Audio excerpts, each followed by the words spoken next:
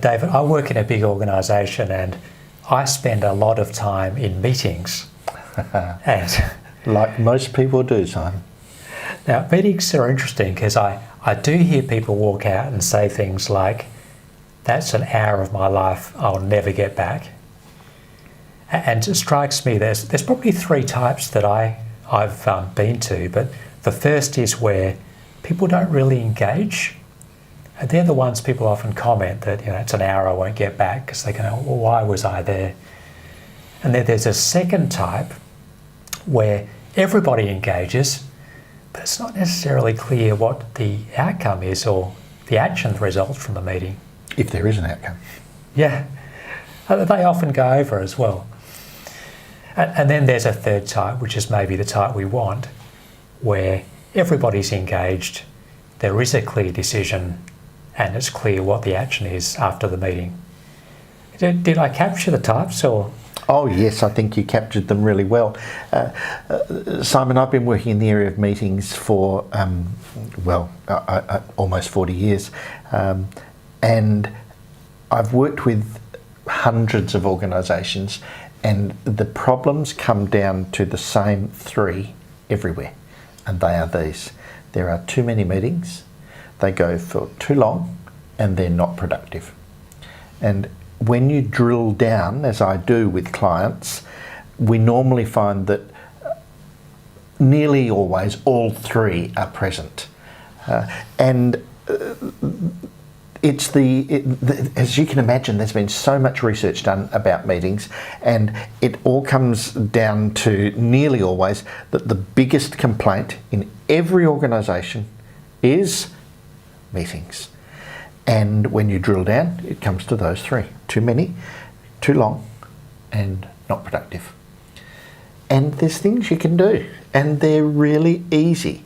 And I ask myself frequently, and have done for 40 years, why don't organisations do this? And the reason is one of the reasons, is meetings cost an enormous amount of money in time. But nowhere on the balance sheet is there a line that says cost of meetings. No one actually has to write a cheque.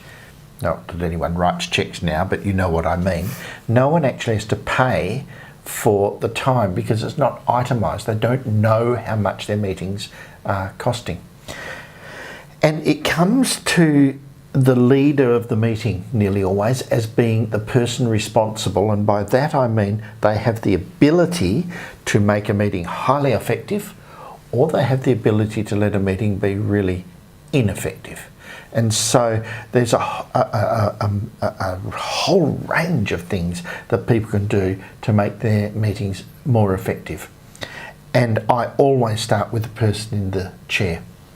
I'll tell you a story, Simon. Some years ago I was asked to go to the senior partners meeting of a very large organisation. 12 partners in the room. It was the best meeting I have ever been to. They were completely organised. The agenda was detailed, so they knew exactly what needed to be done, and it was very focused. They always started at 8 o'clock on a Monday morning and they finished at 10, no matter what. But the point that I want to make is this. They asked me to come in and see what I could suggest to improve their meeting, and I had to say, there were one or two minor things. I said, look, that's the best meeting I've ever seen. But my brief was then to work with the next level down. And the interesting thing is, of the 12 partners, only 2 were willing to let me sit in on the meetings that they ran. But I was able to speak to the staff generally. And what I found is at that level down, the meetings were really bad. So at the top of the tree, the meeting was brilliant. But at the next level down, it wasn't. And it was the manager that ran it who didn't see the need to do the sort of things that they did for their main meeting, which was simply, in their case, was simply get a really well organised agenda. And people think, oh, well, everyone knows that. The 2 things to make meetings better is have an agenda and start on time. And that's right, you do have an agenda at a time. But when I look at most agendas, they're not agendas at all. They're just a list of topics. There's no direction, there's no way that people can do any pre-thinking. And so I spend a lot of time with organisations showing them how to make their agendas much, much more effective. And the irony is, the work that goes into preparing the agenda is not a great deal. It's just rewording it and changing its structure a little. But the benefits in the meeting are huge, because there's focus. And you said the word in one of those three types of meetings, the ones that are not focused are the really bad ones. A meeting has to be focused. So there's a whole, again, a body of knowledge around meetings. But there's much more than that. It goes into decision making, it goes into conflict resolution or conflict management. It goes into, what is the overall purpose? What are you trying to achieve? What do you want this meeting for? And so we do a lot of research in meetings, and one of the things we've found is that most people say 70% of the meetings they go to have no benefit to their job. They do not help them do their job in any way whatsoever. 70%. It's a huge amount, 70%. Yeah. Well, let's carve that up a bit, because I guess what I'm thinking about is, we've got formal meetings in our organisation, very professionally run and effective and all that. There's what I think of as, informal meetings, and there's a graduation in between that. And then the other dimension I'm thinking of is the difference between, if you like, a meeting and a workshop, which again is another graduation, but it's almost like when you bring a group of people together to sort of work on something as opposed to maybe make a decision. So how do you think about those types of meetings? Okay, well, let's start with the last one first. That's the workshop, where what you're trying to get is you want to harness the collective knowledge, wisdom, experience, awareness of the people in the room for a common purpose. Am I right? Yeah. So the role of so there needs to be a person. I'm going to use the word in charge, but I don't mean in control. What I mean is a facilitator. So it's not the meeting doesn't get run or doesn't get led or doesn't get chaired in the same way as other meetings. This is a facilitation role, and that's a completely different skill, a completely different skill set. So I worked with an organisation once, a large organisation, who trained up a number of facilitators from all levels of their organisation. And whenever they had the meeting that you've described, a workshop where they're trying to gather information, gather ideas, often called ideation meetings now, they would use one of their facilitators. Because one of the things about facilitating is, there's a line I use in my marketing, in fact, and that is, you can't ride two bikes at once. You can only ride one. And what I mean by, and I know that sounds silly, but what I mean is, you can't be a member of the group and the facilitator of the group. They're two completely different roles. So in that type of meeting, you need to get someone who is not part of the group, but guides the group and takes the group through the process. And there's dozens of different processes that you can go through. Everyone says brainstorming, but brainstorming is only one process. There's dozens of other processes that can get you to the point where you can effectively harness that experience and wisdom and knowledge. And wisdom is the key one. You really want to drill down a little beyond just the knowledge to the so what. Or, okay, so we know this, but what does it mean? That's where the wisdom lives, and that's where you have to tap into that. So the point is, you must have an independent facilitator, is that? Yes, essentially, that's it. Okay. Now, the other meetings, as you say, there's the very formal meetings, which, as you say, are usually run really well. And it's that middle group of meetings that where most of the problems exist. And a lot of it comes down to, again, the person who runs the meeting or leads the meeting. And I've done a lot of work in this. And I've asked literally hundreds and hundreds of managers, where did you learn to run meetings? And their answer is always the same. Well, by watching other people run meetings. When it's boiled down, that's their answer. And the reality is that very, very few people are trained to run a meeting. And there's so many skills involved in running meetings, so they run it in the way that they've seen it run. And then you ask, well, where did they learn? Well, they learned from watching people run meetings. And so what tends to happen is the bad habits, if you like, just get perpetuated all the way through. I had a friend once who worked for a organisation. He was second in charge of his area, and his boss went on leave. They used to have a meeting every Friday afternoon, the worst possible time to have a meeting, by the way, Friday afternoon, but they used to have a meeting Friday afternoon. It always ran from 2 o'clock to 4:30. The boss went on leave and my friend chaired the meeting. And he and I knew each other from an organisation where we'd learned how to run meetings. He ran the meeting in 40 minutes and everyone knew exactly what to do. Now, unbeknownst to him, when the boss returned, the other staff went to the boss and said, "Boss, you need to let Steve run the meetings. You wouldn't believe how he does it." And so, fortunately, the boss agreed and sat in on one meeting, let my friend Steve run the meeting. And he said to Steve after, "Steve, you run all the meetings from now on." So, smart boss. So what did Steve do? Well, first of all, he had a structured agenda so that it wasn't a topic-based agenda, it was an outcome-based agenda. So for every item, it had exactly what needed to be decided.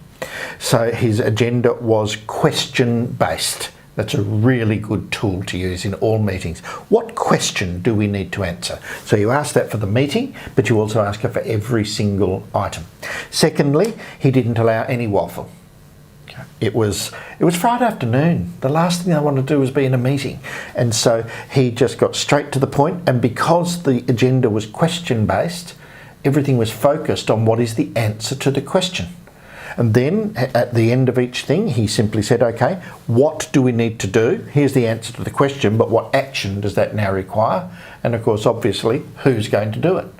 And it was noted in the minutes, moved on, and he got through what used to be a 2.5 meeting in 40 minutes with all of the boxes ticked, all the compliance done accurately, and everyone knew exactly where they stood. So the end result was people then wanted to come to those meetings because they knew it would not be a waste of time, whereas before they dreaded going. And they'd experienced the bad ones as well. So. Yes, absolutely, yeah. So the other thing I'm thinking about is, inclusion is a big issue for us, and often in meetings, people want to hear from everybody to make sure you get that diverse perspective. But also sometimes people don't actually have something to add. So how do you balance that in a way that... Simon, you'll laugh, it's so simple. And I've taught this to so many groups, and it is this. You want inclusion, and you've got to ask, why do you want inclusion? But if you want inclusion because you genuinely want everyone's opinion, and I guess hidden in that is what you're looking for is their knowledge and their experience and their wisdom and so on. So if you're looking for that, then the meeting needs to know that that's what you're looking for. And so you ask people who have something to contribute it. Now there's ways to do that to make sure everyone does, but here's the key. If they don't have anything to contribute, they say pass. And it's so simple. So you go around and people either give what they want to contribute or people simply say pass. Now what we found is that people who say pass do not then say, well, I didn't get the chance to say anything, because they did. And so you get inclusion, but inclusion doesn't necessarily mean that everyone in the room has to say something. There's a very interesting little thing that we discovered in our research. The most unpopular phrase in a meeting: we'll just go round the table. The bosses, in my experience, bosses and managers love it. The troops, if you'll let me use that word, hate it with a passion, because they just don't want to sit there listening to everyone else unless it's focused on the issue at hand. And if that's the case, then it would be normally structured as a question. That, as I said before, that's a really good way to structure a meeting. But they just don't want to listen to everyone else talk unless there's something valuable in what they're saying. And so the troops hate the "we'll just go round the room." I'm laughing because I've heard that one so many times. What's the biggest disaster that you've ever observed in a meeting? Oh, Simon, what's the biggest disaster I've ever observed in a meeting? Oh, yes, I can tell you. One of the things I do is I'm often hired to chair meetings, difficult meetings. Because one of the skill sets I have in my toolbox of skills is I'm an expert in formal meeting procedure. What used to be, very common, but is not that common now. And I've written 5 books on that.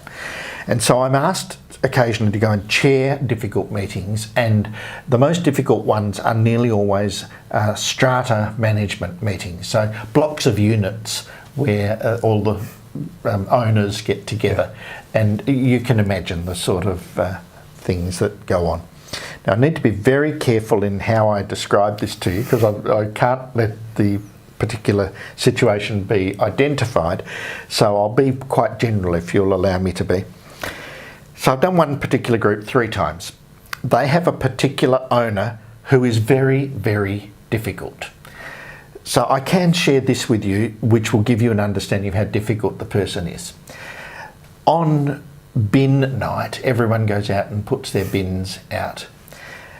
He has been captured on video going out and turning everyone's bins round, because in that particular council, the council will not collect the bin if it's not facing the right way. So that gives you a bit of an idea. He's a very odd person, an unusual person, because I think you would agree with me that's an unusual thing to do. But it does start to give you an idea of the sort of person we're talking about. At the meeting, he nearly always arrives late. He nearly always queries the budget, and he uses language which would be inappropriate in a pub, let alone inappropriate in a meeting.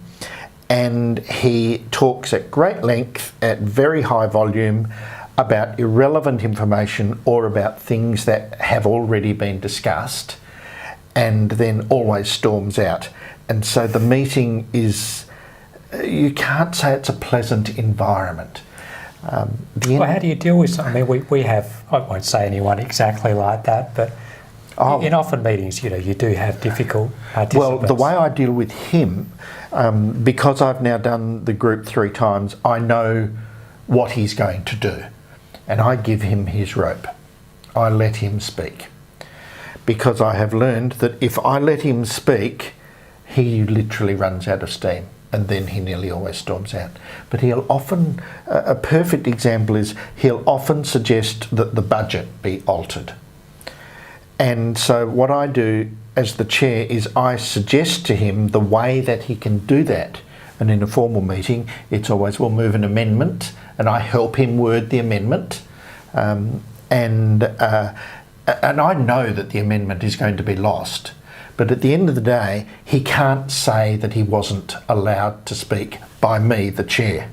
And so I run with him, I help him, I let him put the amendment is never seconded, and so I just rule, okay, so the amendment lapses for want of a seconder, and then we move on. But he's had his chance.